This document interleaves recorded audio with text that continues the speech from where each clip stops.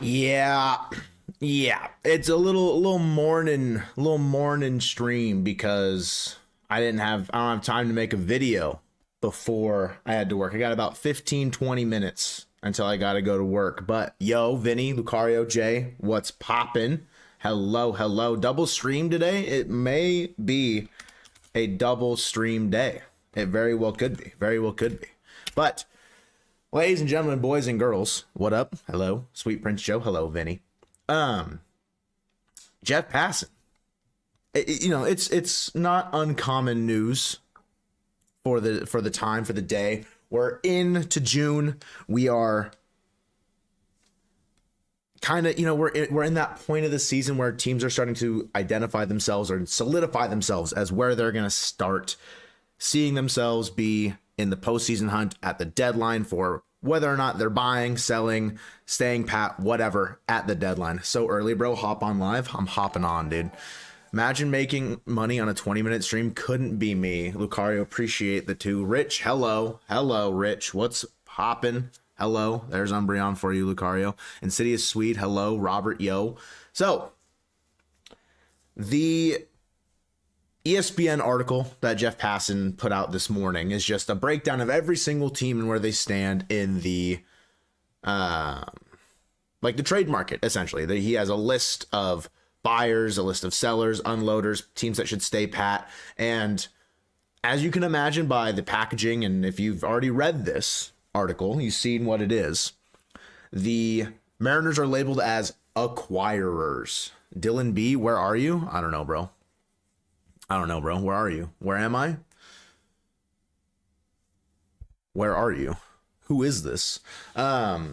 Labeled as acquirers. Just we'll go through some of the teams that aren't going to be buyers, obviously. We need Mojo League updates, McCacken type shit. Unbelievable. Not going to happen. Mainly because I'm losing in League One. LOL. I'm 4-6. So we're going to go through just some of the teams here on which ones are going to be sellers, which ones are going to be like in between, whatever. So like Orioles, Ryan O'Hearn, that's the big one, right? That's the one that we're all clamoring for, more than likely as Mariners fans, because, well, that's one of the best fits that Passan said. So almost 2 years, Mariner Mojo simp W. Go to work, bro. I don't work until 12. I've got like 20 minutes, like I said, and then I got to start getting ready. Dylan, almost 2 years? That's crazy. So Ryan O'Hearn, what to know? The Orioles could be the bell of the 2025 deadline because they've been really bad.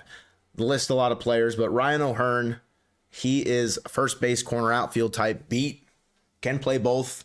Both would fit well for the Mariners. So that's a good place to start. The Rockies, I don't think it's ever going to happen with Jerry, more than likely, but the bullpen aspect of the Rockies is intriguing. Colton both, he and I had someone from the Rockies in our offseason plan with, I had Victor Vodnik, he had Seth Halverson, who is listed here in this article. So that's really, I don't know, nothing there. But White Sox, Luis Robert, I'm off that train. Pirates, maybe, I don't know. I don't know with the Pirates what would be interesting there. I would assume someone out of the bullpen would be the most thing, but aspect. None of these guys intrigue me a ton. I don't think Andrew Heaney makes a ton of sense with how Evans and Hancock have pitched, but things can change in a month's time. You know what I mean? The Marlins are always interesting. Anthony Bender was a guy in Locked On's offseason plan, so maybe Anthony Bender, someone for the bullpen. Angels are no. Nationals, obviously Kyle Finnegan and like Nathaniel Lowe. Like there's names on the Nats that do and probably will come up in trade rumors if the Mariners do not land either of the two guys that are listed in Passan's initial breakdown. And again, a lot of things can change. The Diamondbacks are in a weird spot and they're labeled as tweeners. So with the Burns injury still kind of being up in the air, the way that the NL West is shaking out, their bullpen just being in disarray for a large part of this season, they have a lot of expiring contracts. I talked to Aaron Hughes a little bit, shout out Air Bear, friend of the channel, just about like what could or could not happen for that and where like what they would want what the Diamondbacks would want for a guy like Josh Naylor, or if you do Naylor and Eugenio Suarez. Like there's a lot of options. They have a lot of expiring contracts and also guys in the pen that could make a lot of sense. So Diamondbacks are an interesting team to watch out for, and the Mariners have made trades with them in the past. So Naylor obviously is the main one that's like interesting, like real interesting. So Red Sox, sure. Reds, sure. Rays. I like Pete Fairbanks. That's a guy that I've wanted. Like, that's the reliever that I think could make a lot of sense at the deadline.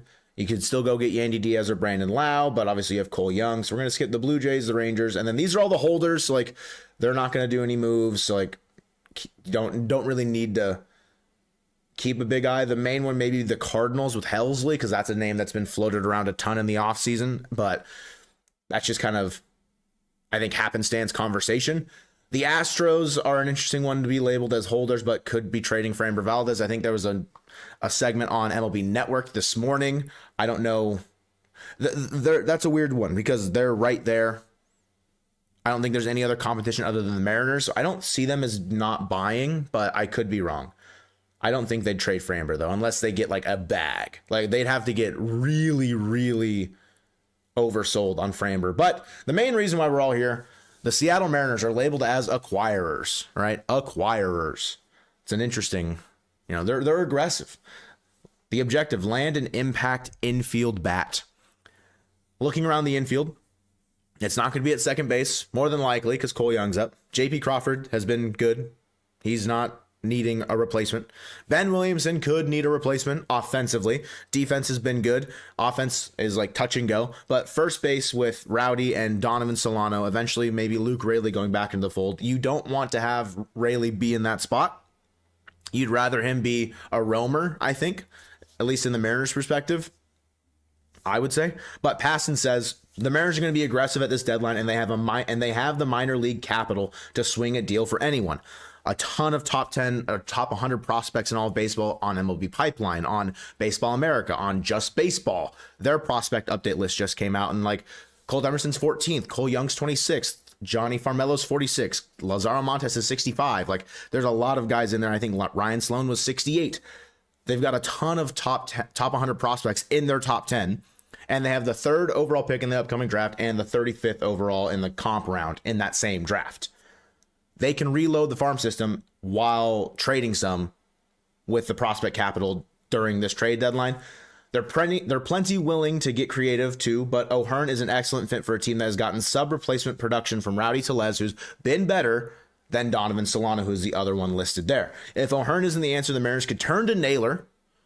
So I think O'Hearn's the first, like the one that makes more sense because the Diamondbacks being more of like the in-between. And I don't disagree with that sentiment from Passan, who, like O'Hearn, is a low strikeout, high average power hitter. Seattle already looks the part of a dangerous October team, particularly if Gilbert returns healthy, Kirby and Miller shake off post-injury rust, and a lineup that starts with JP, Julio, could be O'Hearn if added, Cal Raleigh, Randy Arozarena, and then Polanco, who had a really bad month of May, but I understand why he's listed because his April was really inspiring, is as good as Seattle's been since the 2000s, the early 2000s. I don't disagree, and I think Ryan O'Hearn is an interesting guy to take a look at because his Savant page is good. It's very good. Very good. Jake, hello. Thoughts on Kirby today? Needs to go out there and give us 6 shutout. You know what I mean? We need 6 shutty, I think, from Kirby, and I'll be real happy. Real happy. Let's see. I'm going to read some messages. Desert Stro, hello. No, the Rangers need to sell. They're pretenders. I think that they have pieces to sell, but I don't think that they'll sell fully, if that makes sense. You know what I mean? Primus says we don't need Harry Ford. L plus ratio. So, lots of red. I know this doesn't mean everything, but like this is pretty good. He's hitting 329, 416, 535 with a 951 OPS in 2025. Like he's posting career highs. You'd be buying him on a high. Yes, it is an expiring contract. I think you'd owe him around like $3 to $3.5 million for the rest of the year, depending on when you acquire him, of course. But O'Hearn is a guy that can play first base. He can play a corner outfield spot. He'll also DH some days too, I imagine, and would provide a ton of lefty pop. 9 homers obviously pales in comparison to Cal Raleigh's major league leading homers, like just in general, but 9 is nothing to slouch at when you're 2 months into the season. You know what I mean? So Ryan O'Hearn, I could definitely see the Mariners making a move here for what the Orioles would want. It would have to be pitching. I don't see another thing that would make sense for them. If you could get them a reliever and then a starter that's maybe a year away, you could go like a Michael Morales and then give them a major league reliever with some control. I don't see that being out of the realm of possibility. If you want to give them an infield prospect of some kinds that's maybe not super high value, like a Luis Suispel, to kind of just like maybe sweeten the deal. No disrespect to Luis Suispel, but he's a fringe top 30 prospect, I would say. You're not going to give up like a Tyler Locklear in this scenario, I don't imagine. I think that would be too rich, especially for 1 year rental. But the Orioles have a lot of leverage in this, whereas the Mariners, they do have the capital to buy, so they shouldn't be scared to use it. You know what I mean? Trading Emerson, I think, is fine, but with how Kirby, Miller, and even Gilbert with the injury concern there, I think the Mariners want to hold on to Hancock and Evans. I don't think that they'd want to trade either of them, but if they do feel very confident about where they see themselves with rotation health, and by the beginning of July, Miller, Kirby, and Gilbert, more so Miller and Kirby, look healthy and they're pitching well, maybe they'd feel comfortable trading either Hancock or Evans. I'd probably rather them get rid of Hancock because Evans has more control, but Evans would be more valuable, so it would cost less to get him on the other side. So there's a couple moving parts, but I think pitching will be at the forefront of the Orioles' ask, given how poor that their pitching has been so far in 2025. So just have O'Hearn switch dugouts. Just have O'Hearn switch dugouts this series. You know what I mean? It's gonna be pretty good. You could care less about what analytics and stats say. He's bound to fall off. L plus ratio. But the other player listed was Josh Naylor, and that's a guy that the Mariners, I mean, not that they've been linked to vaguely. We've talked about him a lot on the channel in general, not having as good of a year as O'Hearn. He's hitting 297, 355, 464 with an 819 OPS. So the OPS is about like 100 points different there. And you can see that it's not as red, but there's still a lot to like. And Josh Naylor, I mean, if we just look at last year was not as good. What the hell? I mean, the counting stats, 31 homers, very good. 31 homers, you'll take that. It's a 776 OPS, but like I like the counting stat aspect of that, where he's just popping 30 homers, and I'm all about that action, boss. But plays first base. He's not going to do a ton else for you other than hit. So Josh Naylor, I imagine that the Diamondbacks similarly would want some controllable pitching because of Gallen on an expiring contract, Burns if he's out for an extended period of time. I don't know what like Eduardo Rodriguez is doing. So I assume that controllable pitching will be the way that the Mariners can buy some things at this deadline. If they can swing a team on a Michael Morales or Ashton Izzy, who would be after Hancock and Evans, more than likely, it's like, then it's Morales, then it's Ashton Izzy. I would assume that's where they could try and go and then help the package elsewhere with other parts of their farm or just like bulk in general. But of course, teams aren't always going to want like a bulk style trade. Like if you're trading 4 players for 1 here, it's not always a guarantee that they turn out. Like we look at the Jorge Polanco trade with Minnesota. Has Gabby Gonzalez done anything for Minnesota recently? I don't know. Has Darren Bowen done anything for Minnesota recently? I don't know. So it's just 2 names to watch out for, as Passan listed in the article, is O'Hearn, but then also Naylor, which I think could be pretty decent fits just in general for the Mariners at a first base position that they could just use a ton of production and maybe provide some extra protection in the lineup for Cal or Randy. And a guy like Naylor specifically, who has some postseason pedigree and can bring that fire, I would be pretty okay with either of them. Naylor, you would owe him probably like $5 million or $6 million the rest of the way for the rest of the year, depending on when you acquired him. But I don't know. What do you guys think? Are you in on Naylor or O'Hearn? I know Lucario is a hater no matter what, so I don't really need his opinion, but of course the Solano defender doesn't believe in stats and data. George, you cooked. You cooked. Naylor is a better player than O'Hearn. I think Naylor has a better track record. I think he has a better just like overall career. O'Hearn's having the better year, but I do think Naylor could be more valuable in other aspects. I wanted to take a look at O'Hearn's splits because I'll take a look at Naylor's as well, but O'Hearn on the year is hitting well against both. A 329, 417, 564, 981 slash against right-handed pitching. That's in the bulk of his at-bats, 140. In 30 at-bats, he's hitting 333, 412, 400 with an 812 OPS against lefties. So he's not completely useless against lefties, Ryan O'Hearn is. So that could be exciting as well. Like, you don't need to necessarily platoon someone there. But his career really took off with the Orioles in 2023. A 122 OPS plus, then a 121 last year, and then a 175 so far this year. So again, O'Hearn on a bad Orioles team on an expiring contract makes a lot of sense for the Mariners to go out and target. And if they continue to get subpar level production out of Tellez, out of Solano, when Rayleigh comes back, if he doesn't look as good as maybe last year, I don't see why they can't pull the trigger earlier rather than later.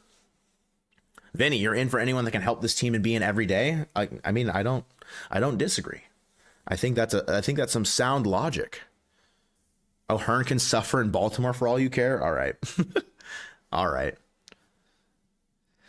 Considering play only, thoughts on Duran if the M's should look at him? I think they could, but with the way that the Padres have already kind of established their footing in that, beating the Padres to Duran in that way would be, I think, a miracle, the way that AJ Preller operates. You know what I mean? I wouldn't dislike it. I don't know if it's entirely necessary. And that's weird to say that, like, I'm not entirely in on acquiring a very good player in Jarren Duran, who put up a phenomenal season last year. But he would be pretty expensive because of the control. But I don't, like, if you get Duran, you're probably trading Randy in the offseason. You know what I mean? So it could just be like a this year thing and you swap out Duran for Randy. But I wouldn't hate it.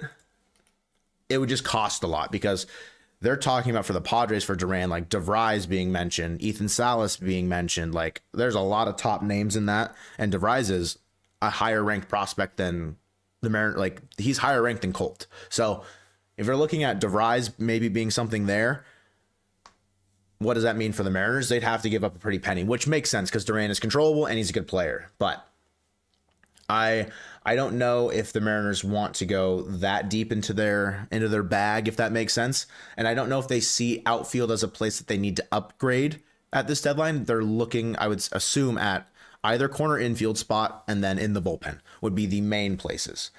Looking at Josh Naylor specifically, just like his career, 2022 was his like big break, 121 OPS plus across 122 games.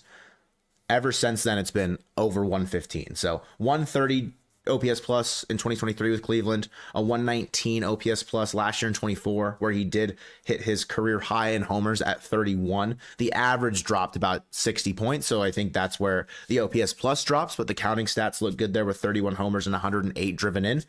And then this year in Arizona, obviously, he was acquired in the offseason. He's hit 7 homers. He's driven in 37 runs, but a 297 batting average, a 355 OBP, a 464 slug, 819 OPS for a 126 OPS plus. Both Naylor and O'Hearn would be significant upgrades for the Mariners at first base. And looking at his splits, they're you don't probably want to play him as much against lefties. Maybe O'Hearn hasn't been overexposed with the only 30 at-bats, but against lefties in 72 at-bats, Naylor's hitting 236, 286, 347 with a 633 OPS in 2025. And his career slash line it's about the same. So a 668 career slashing against lefties. So You probably play him less than OHara against lefties, just given on their success on the year. But regardless, Naylor and OHara would be money this deadline, I would say. And that wouldn't be their only move. If the Mariners are looking to be aggressive, that's not going to be the only thing that they do. So I am excited. I'm hopeful. I want the Mariners to continue to play good baseball so they are in that position to buy at the deadline. But they have to continue to just play the team in front of them, win series as much as and as often as they can. So it starts again tonight against the Orioles with Kirby on the mound against Sagano. You need this game one victory to set the tone, and Colton will likely be live after this game, and he'll see you guys then. But I do need to get ready for work. I gotta get dressed. I can't show up in a Seattle Mariners shirt, unfortunately, but I appreciate everyone that came out and chatted, hung out. Everyone's, the green wall is going crazy in the chat right now. Look at you guys. Sagano these nuts. W, dude. W. Kirby needs starting to be good. I agree, Yuquan. He needs a bounce back start, and I said that last time, but he needs it again. But again, I appreciate you guys coming out for this quick little early morning stream. It was just so I didn't have time to make a video, and I just wanted to make sure that something was out there today about Passan's article and what the Mariners are potentially doing or looking to do at the deadline. But I will see you. I won't see you, but Colton will see you tonight, more than likely. Maybe I'll be there. I don't know. We'll see. You'll see me on Instagram and on TikTok for the post-game reel or like the short video. And then you'll see Manny in the comments saying to hop on live. So we'll see you guys then. Bye.